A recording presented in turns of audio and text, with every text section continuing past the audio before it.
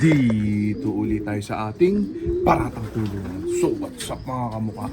Check natin to mga jet fighter natin. Dalawang araw nating hindi nakunan to mga to. Ayan o, nabisi na naman tayo. Pero heto na naman tayo. Meron na namang tropang nagtatanong. Ayan o, bakit daw hindi natin pinag-iwalay yung hen at cock? Uso daw ngayon yun. Ano? Tropa, matagal lang uso yung ganun. Tawag din celibacy. Ayan o. Dati na rin ako nagkaganon, no? Nasa interbarangay pa lang ako, laklab yan ha. Oh. Okay naman, okay din yung ganun. Kaso nga alagang tamad na nga tayo ngayon. Hindi na ubra yung alagang pagod. Alagang pagod yung ganun. Pag-iwalayin yung babae at lalaki. Sama na yan. OLR style nga. Ba't sa OLR ba? Pinag-iwalay ba yung babae at lalaki? Hindi naman, di ba? Oh, pero bakit nakakadulo naman yung mga ibon? Nananalo naman, di ba? Para sa akin, ang ibon, mananalo yan kung mananalo.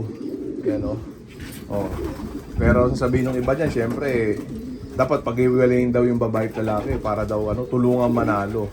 Bakit? Ang tanong ko dyan, yung mga nagbubukod ba ng hen at cock dyan, nagsisilibacy, sure ball bang nananalo? Hindi rin naman, di ba? Oh. Benasan lang din yan. Tiyempo-tiyempo yan.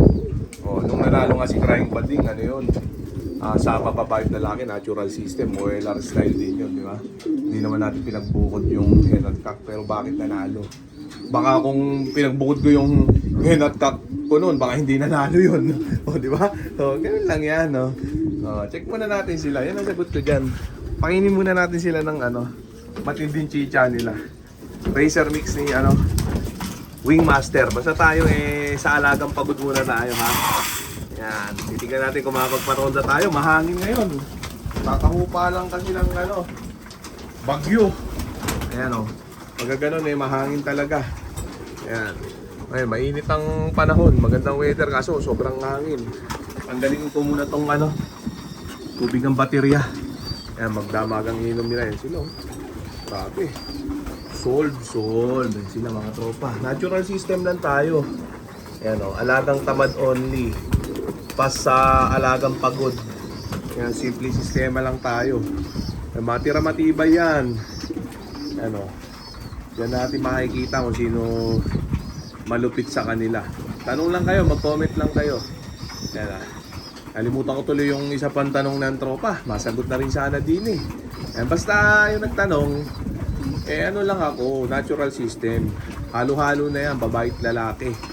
Ayan, okay din naman yung celibacy, yung hiwalay ang babae at lalaki. Hindi man ako kumukontra sa ganun dahil minsan na rin ako nanalo nung araw sa ganung sistema. Kaso nga lang alagang pagod ang ganun. Biruin mo magkahiwalay ang babae at lalaki, pagbubukurin mo ng kulungan.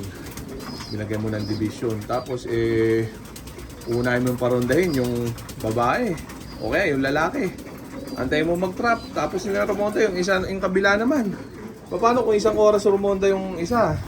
Ako pa naman ganun, isang oras ang paronda. Tapos antayin mo pa yun, tapos yung isa naman isang oras uli. Nako, tapos umaga tapon, ganun. Diba? Di ubos na yung oras mo, diba? Sa pag-iipon, wala ka nang nagawa buong maghapon. Tapos pagdating ng training at karera, biglang uubos lang din yung ibon mo. Wala naman din kasiguraduhan na mananalo, di ba? Kasi kung siguradong mananalo, pag gano'n ang ginawa, di sana lahat yung naginawa, di ba? Oh. Wala yung iba nagaganon, semplang din naman. Training pa lang, ubos na nga yung iba Di ba? Yun lang ang ko dyan. Logic dyan, ha? Yun ang masasabi ko dyan, ubos paborito chicha nila. Sa ganitong alagang pagod, pwede rin manalo, pwede rin matalo. Parehas lang. Hindi pa ubos yung oras mo, hindi ka pa pagod, di ba? Hindi pa masama yung loob mo pagka natalo ka. Kaya kasi hindi ka naman napagod gano'n di ba? So, ganun din yan.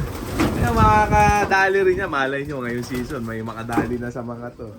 Hindi natin masasabi yan, di ba?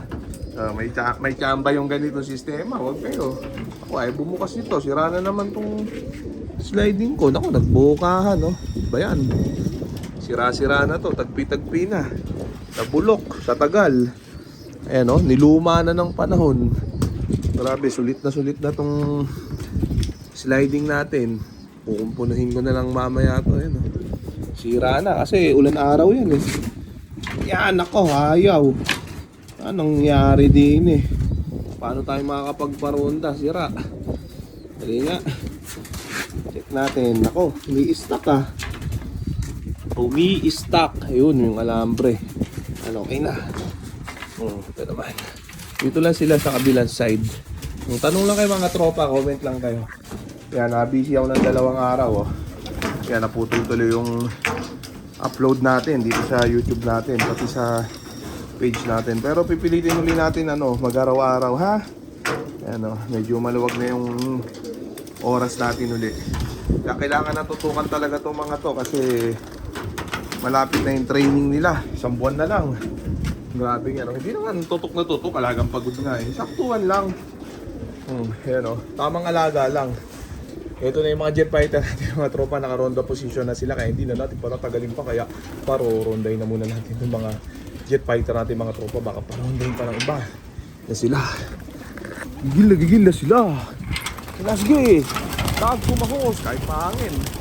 Ronda, matitibay na naman sa Sergey mga yan. Ayan yun nga yung kagandahan pagka sanay silang pinipregon, pinaroronda araw-araw simulat sa pool. Matibay sa serga, hindi basta-basta sumiserga. Kaya mapapansin nyo, wala tayong case na serga ngayon. Meron isa nung bago sila tinuturuan mag-raging, isa lang. Yan, natahi ko naman na yun. So, okay na siya. Yan, nandyan pa rin siya. Hindi ko lang alam kung sino na siya dyan.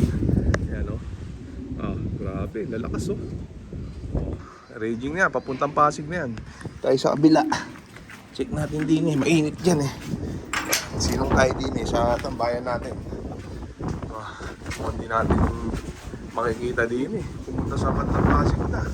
Yun, ang dami. Yun, merong may sinalpok silang ayun, may sinalpok sila, isang grupo.